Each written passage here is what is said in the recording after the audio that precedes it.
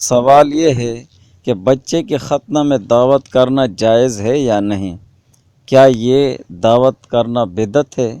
جواب: جب بچہ ختنہ کے قابل ہو جائے تو چپکے سے حجام یا ڈاکٹر جو ختنہ کرنا جانتا ہو اسے بلا کر ختنہ کرا دیا جائے اور اس کی جو اجرت طے ہوئی ہے وہ اسے دے دی جائے۔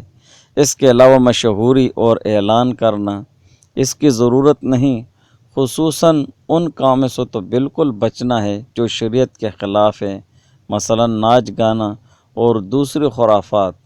اور رہی بات دعوت کی، تو ختنہ کی دعوت کو اعلاء السنن میں حضرت مولانا ظفر احمد عثمانی رحمہ اللہ تعالیٰ نے مستحب فرمایا ہے، لہٰذا ختنہ کی دعوت فی نفسہ ہی مستحب اور سلف صالحین سے تو ثابت ہے، لیکن اس کا التزام اور پابندی اور اس کو سنت سمجھنا درست نہیں ہے۔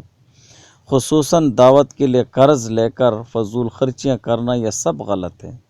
پس کوئی صاحب حیثیت یہ دعوت اخلاص سے کرے تو جائز ہے۔